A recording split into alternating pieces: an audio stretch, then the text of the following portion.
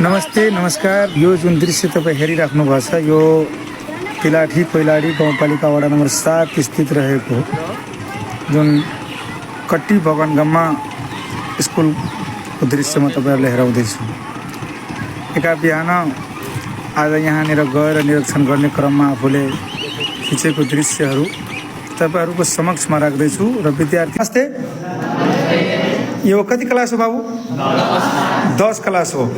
तपाईहरूको स्कुलको कुरा मैले सुने, तपाईहरूको खाने पानीको व्यवस्था अहिलेसम्म हाल राम्रो नभएको हो कि सत्य हो? सत्य हो। जस्तो मैले सुने तपाईहरूलाई जो हाम्रो दिदीबहिनी हुन्छ उहाँहरूलाई समयमा प्याड लगायत जुन के भन्छ रे त्यो औषधिहरू जस्तो मेडिकल किट्सहरू केही तपाईहरूले समयमा पाउनुहुन्न के? यो सत्य हो? औषधिहरू पाउनु भएको छैन। जस्तो सामान्य कुरा मैले के हेरेको छु यहाँ तपाईहरूको टोयलेटको वातावरण राम्रो नभएको के यसमा सत्य हो? शौचालयको अभाव छ यो सत्य हो? यो स्कुलको नाम भन्नु त के स्कुलको नाम के हो? श्री लक्ष्मी बलम नर्सिङ सेकेन्डरी स्कुल बनगामा कटी छ। हस् धन्यवाद। अरू एउटा कुरा मैले सुने अनुसार तपाईहरूको शिक्षक समयमा आउनुहुन्न के यो सत्य हो? कुनै यस्तो पिरियड छ जुन पिरियड तपाईहरूको अहिलेसम्म खाली गएको छ?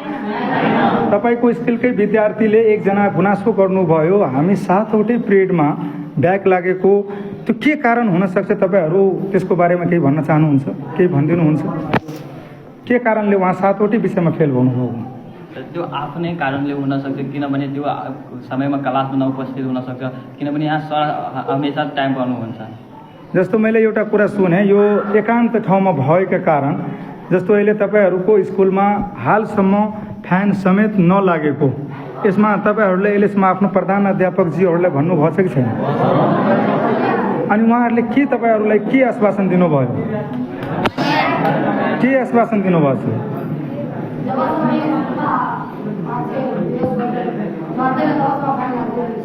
हजुर के भन्नुभयो? जबसम्म मतलब स्कुलमा केही हुँदैन कुनै घटना, जस्तै कि अस्ति नै एउटा केटी फेन्ट भएको थियो अनि त्यही भएर सरलाई धेरै भने नि त्यहाँ मिटिङ पनि राख्नु अनि त्यही भएर फ्यान ल्याउनु भएको छ अहिले, तर अहिलेसम्म लागेको छैन। त्यसपछि अहिलेसम्म केही वातावरण त्यस्तो मिलाउनु भयो? अस्ति म पनि भएको थिएँ 9 क्लासमा म पनि भएको थिएँ, तै पनि फ्यान लाउनु भएको थिएन। अब भन्दै हुनुहुन्छ कि लगाउँछ, खै लगाउनुहुन्छ कि लगाउनु? हस् धन्यवाद।